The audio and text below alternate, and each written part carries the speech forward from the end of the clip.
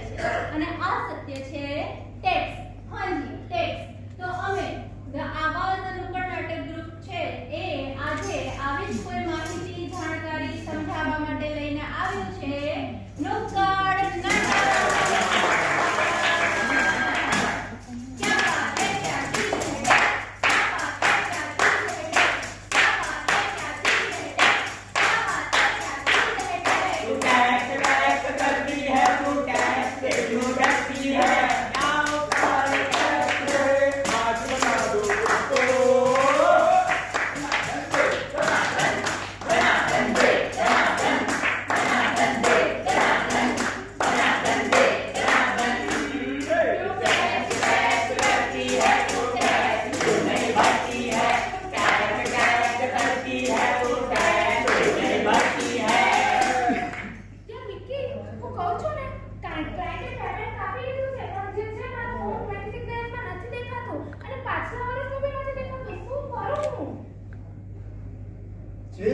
મારા ઉપર ફોર્મ 16 આવી ગયો છે એ રિટર્ન ફાઇલ કરી દે સીન સોર્ટેડ છે. અરે ના બેટા આટલી જલ્દી શું છે ફોર્મ 16 ને જોઈને તો આઈટીઆર ફાઇલ કરું તો એવું છે કે કોઈ ફિલ્મનું ટ્રેલર જોઈને આખી કહાની સમજી લેવી. મતલબ અંકલ મતલબ એ છે કે ફોર્મ 16 માં તો ખાલી તારી સેલેરી અને એના ઉપર કાપેલા ટેક્સની જાણકારી છે. તો મારું તો પેન્શન આવે છે અને એફડી પર વ્યાજ મળે છે એ અલગ. તો એ બધું ક્યાં છે ફોર્મ 16 ઉપર? એક્ઝેક્ટલી ઉપર ત્યાં એઆઈએસ અને ફોર્મ 26 ને શું બલા છે મને તો ખબર જ નથી. હા એ જ ને.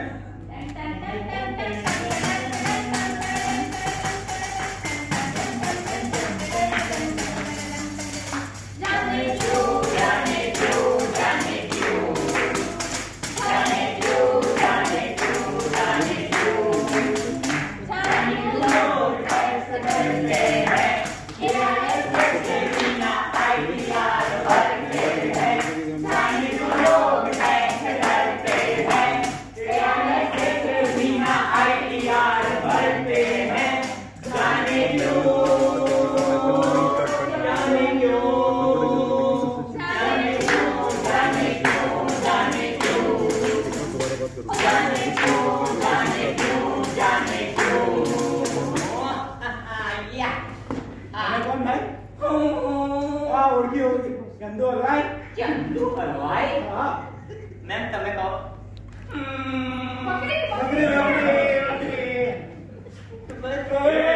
છોકરી ના હોતા તો બતાવી દેતો. પણ તું છે કોણ? હું છું મધુકર. હું તમારી મેમ સાંભળજો, હું તમારી જે સમસ્યા છે એમને સોલ્વ કરવા આવ્યો છું. અચ્છા. હા, એઆઈએસ એટલે કે એન્યુઅલ ઇન્ફોર્મેશન સ્ટેટમેન્ટ અને ફોર્મ 26 એએસ આ જે છે એ ટેક્સની દુનિયાના ગૂગલ મેપ છે. ગૂગલ મેપ મતલબ એ કે તમારે જે ઇન્કમ આવે છે, જે પછી એફડી નો વ્યાજ હોય કે તમારું રેન્ટ નો ઇન્કમ હોય કે પછી કોઈ તમારું ટીડીએસ કાપ્યું હોય, આ બધું એઆઈએસ અને 26 એએસ માં દર્જ થાય છે. એટલે આઈડિયા કરવા પહેલા આ બંનેનું મેચ કરવું બહુ જરૂરી છે, નહીતર ઇન્કમ ટેક્સ ડિપાર્ટમેન્ટ તમને નોટિસ મોકલી શકે છે. ઓ ખાલી ફોર્મ 16 માં ભરોસો કરવો છેતરપિંડી છે. તું બસ આમ ઓ કરતો રહે. છેતરપિંડી નહીં બેટા, આ અધૂરી જાણકારી છે. મધુકર, આ બધું ઠીક છે પણ જે ઈ ફાઇલિંગ પોર્ટલ છે એ બહુ જ કન્ફ્યુઝિંગ છે. એટલે હું દર વખતે મારા એજન્ટ જોડે જાઉં છું. ગુપ્તા, હા, ઈ ફાઇલિંગ પોર્ટલ તો તમારો મિત્ર છે. મિત્ર છે? હા, તમે પોતે જ આઈટીઆર ફાઇલ કરી શકો છો. હા, તમે પોતે જ આઈટીઆર ફાઇલ કરી શકો છો અને તમારું જે રિફંડ છે એ ટ્રેક કરી શકો છો. એઆઈએસ અને 26 એએસ જોઈ શકો છો. મને કઈ ખબર ના પડી, થોડું વિસ્તારમાં સમજાવો ને.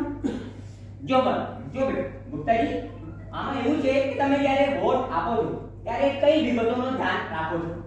હવે સંવિધાને મને વોટ આપવાનો અધિકાર આપે છે, બરાબર. તો હું એનો ઉપયોગ કરીને વોટ આપું છું. બિલકુલ એમ જ ગુપ્તાજી, ઇન્કમ ટેક્સ ડિપાર્ટમેન્ટ પણ બધા ટેક્સ પેરોને ઈ ફાઇલિંગ પોર્ટલ, એઆઈએસ અને 26 એએસ જેવા માધ્યમોથી ફાઇલ ને રિટર્ન કરવા માટે અધિકાર આપે છે. આ મારો અધિકાર છે. હા, આ તમારો અધિકાર તો છે અને જોડે જોડે તમારો કર્તવ્ય પણ છે.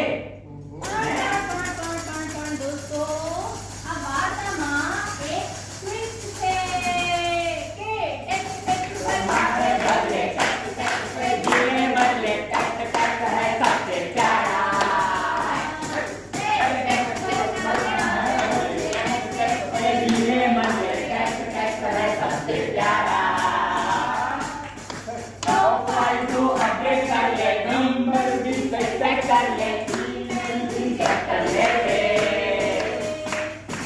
प्रोफाइल को अपडेट कर ले नंबर भी सेट कर ले ईमेल भी चेक कर ले टैग भर ले टैग भर ले टैग भर ले टैग भर ले टैग भर ले टैग भर ले हे हे टैग भर ले टैग भर ले टैग भर ले टैग भर ले टैग भर ले टैग भर ले हाँ तो गुप्ता जी હા હા તમે તમારો મોબાઈલ નંબર અને ઈમેલ આઈડી પોર્ટલ ઉપર અપડેટ કરાયું છે કે નહીં હે હા હા આ તો મને યાદ નથી ઓ કાકા હા મોબાઈલ નંબર અને ઈમેલ આઈડી ખોટું હશે ને તો તમને ઓટીપી નહીં આવશે નહીં આવશે હા અને સાચી જાણકારી પણ નહીં મળશે અને રિફંડ નો અલર્ટ પણ ક્યાંથી આવશે કાકા હે એટલે હું કહું છું આઈડિયા ભરવા પહેલા તમે તમારું પ્રોફાઇલ જરૂર અપડેટ કરો ચોક્કસ હે? હાલે જઈને ચેક કરું છું સમજી ગયા આ બધું તો ઠીક હતું પણ મારી પ્રોબ્લેમ શું ફરીથી કહો ને મારી પ્રોબ્લેમ શું શું થયું તમારી પ્રોબ્લેમ ને મારી PDF ફાઇલ પ્રોબ્લેમ ટેક્સ્ટ ફટાઈ છે પણ જે છે ફોન 26 ટેક્સ્ટ નથી દેખાતું એનું શું સોનિયા જી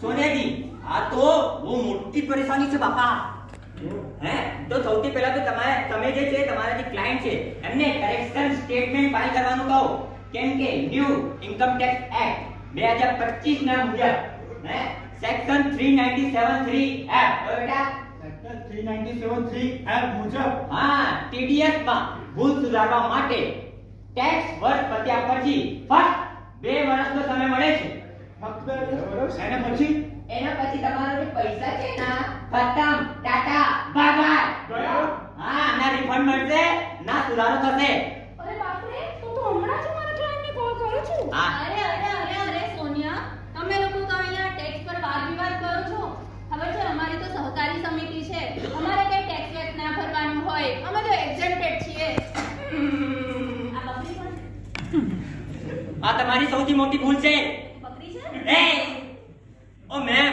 હા તમને સહકારી સમિતિઓ ની ધારા 80P ના મુજબ છૂટ તો મળે છે હા પણ ધારા 139 માં તો બેટા ધારા 139(1) મુજબ યા 131 ના મુજબ તમને મેમ ધ્યાનથી સાંભળજો હા સાંભળો છો હા બકરી ના કહેતા 139(1) ના મુજબ હે કી તમને રિટર્ન ફાઇલ કરવું પડશે નહીં તો તમને રિટર્ન નહીં કરશો તો છૂટ પણ નહીં મળશે એટલે રિટર્ન નહીં તો છૂટ છૂટ નહીં નહીં. અરે બાપ રે તો હું મારી સહકારી સમિતિના દરેક સભ્યોને કહી દઉં છું અને ફટાફટ રિટર્ન ફાઇલ કરી દઉં છું આઈ લાઈક ઇટ તો તમે પણ સાંભળ્યું ને કે થોડી સાવધાની અને આ બધી માહિતી જો તમારી પાસે પણ હશે તો તમે પણ કરી શકો છો એક સ્માર્ટ ટેક્સ પેયર કેમ સર બિલકુલ સહી હા તો હવે આ ગુપ્તાજી અને ટીમ પણ કહે છે કે હવે હું જાતે જ ઈ ફાઇલિંગ પોર્ટલ પર આઈટીઆર કરીશ રિટર્ન ભરતા પહેલા AIS and 26A જરૂર જોઈશ પીડીએફ ની 2 વર્ષની ટાઈમલાઈન હંમેશા યાદ રાખીશ અને હું પણ મારી કમિટીનું આઈટીઆર ટાઈમ ટુ ટાઈમ ભરીશ વેરી ગુડ ટેક્સ ને મિત્ર